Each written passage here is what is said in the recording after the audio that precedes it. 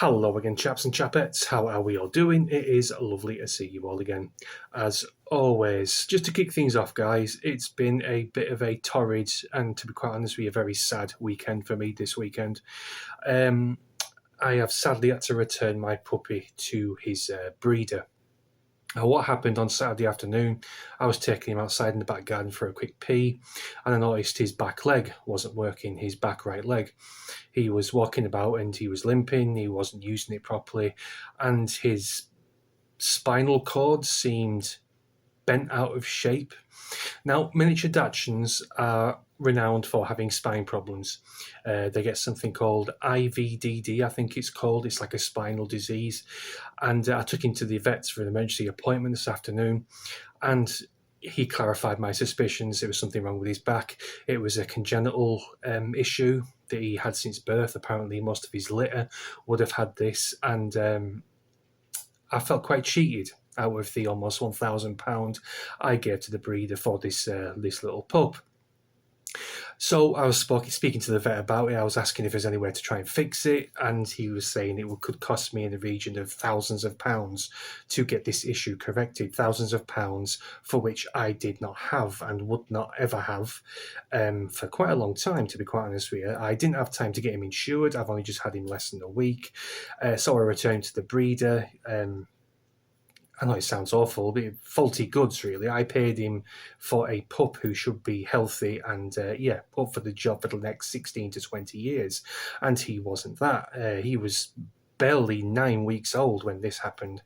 So I got half my money back. I had to haggle and argue my case, but I got half my money back, and I've sadly had to return him. I am going to look at maybe getting another dog in the near future, but I do not have thousands of pounds to correct an issue with a pup that I have had for just under a week. So quite a sad day. I do miss him terribly. All these little toys and his bowl and his cage are still here. And I'm not going to lie, I'm not going to be ashamed if I did shed a little tear when I took him back. But that's life, that's the way we have to be, and that's the story of what's been happening to me this year. Anyway, guys, this weekend, should I say, excuse me. Anyway, guys, to the subject matter at hand, I do apologise for groaning on. I've been talking about my dog a lot on my channel, and it's not really a pet channel. This is an opinion / a political channel, so let's get into it. So, Nigel Farage today has been floating around in the English Channel, strutting about the place as if he brought it to the public's attention first, completely skipping over the fact that Steve Laws and Active Patriot brought this to our attention long before Nigel Farage stepped into the channel, but that's another subject for another video. There's an article about it here on GB News' website. It reads, Nigel Farage blasted Labour shortly after the annual migrant death toll reaches 55 earlier today. The Reform UK leader, who received 4.1 million votes in July 4th after slamming Rishi Sunak for the Tories' handling of the migrant crisis, returned to the English Channel today to uncover the latest wave of active arrivals. In a video released shortly after a migrant died off the coast of France, Farage says 55 deaths in the channel so far makes no difference. Now, I've made this point before in a couple of past videos, to be honest, that no one has a gun to their heads. These migrants, they choose to pay these criminal gangs to get on these boats, to cross one of the busiest sea channels in the entire world. It gets very choppy out there. There's many currents, things like that. It's dangerous, especially when you're going on a dinghy that's fashioned together with sellotape, blue tack and drawing pins. So I don't really have much of sympathy when people fall out of these boats, sadly drown. Again, no one's forcing them on them. And when kiddies drown and women drown, if you're going to make this perilous journey, do it yourself. Don't take kids on there. It's just literal suicide, especially for the children. But Nigel Farage can do all he wants on this English channel. He can belittle the Labour Party. He can say how terrible it is that all these illegal immigrants are coming in.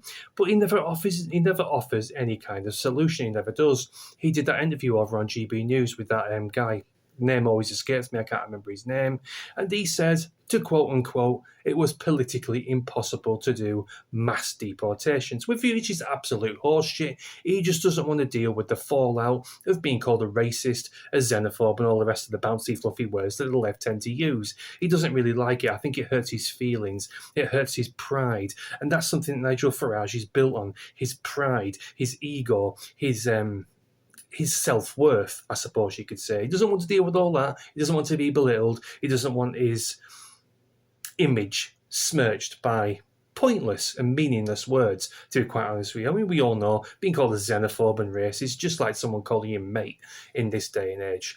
So, as I say, Nigel Farage can say what he wants about all these legal immigrants, but he's got to start coming up with a solution. If he wants to become Prime Minister and get himself into number 10, he has to have a solid solution to this obvious crisis. And that only solution is either leaving the ECHR or doing mass deportations. Now, does Nigel Farage have the balls to do any of those things?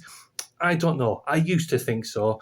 Those feelings are dwindling very, very quickly of his nonchalance and inability to speak firmly, to speak the truth, and to hell with the consequences, and to the hell with the names that people will inevitably call you. Who gives a shit? I get called various things on a daily basis on social media. Do I lose sleep over it? No, do I, bollocks. I just have a chuckle, press the mute button, and crack the fuck on with my day. That's what we all should do. Water off a duck's back, even, shall we say. Now, before we go, guys, I just wanted to have a quick mention to these bellends, these counter-protesters that were roaming around London during the Tommy Robinson event on Saturday, I think it was. They were roaming around saying they're going to smash the far right. They're going to beat the far right off the streets. And Tommy Robinson, don't make me fucking laugh. I have been ridiculing them and taking the piss out of them for over 24 hours now, and I have found it glorious. These twats, these gaunt, weak, pasty-looking fuckers who look like they're going to drop dead anytime soon, who looks like they could do with a nice Sunday dinner and a nice bit of beef down the necks, couldn't even beat a fucking egg. Anyway, guys, that's me lot. I'm sorry to draw on about me pup so much, but I just thought I'd keep you in the loop. As you could tell by some of my videos, I very much love the little guy, even though I've had him for like 6 or 7 days. But he was a big part of my life. I was with him almost 24/7. I was up awake with him, etc. So yeah, it hit me pretty hard, and yeah, I'm going to try and move forward and try and look at getting another pup at some time in the future. Anyway, guys, it's nice to be back in my old hovel. Please do excuse my missus's laundry over my shoulder. I forgot to move it. It does look a bit unsightly. It makes it look like a bit of a laundry room. This is supposed to be my man cave, but there we go. It's the way it is. Thanks for watching, guys. Let me know what you think in the comments. And yeah, I'll see you in the next one. Cheers.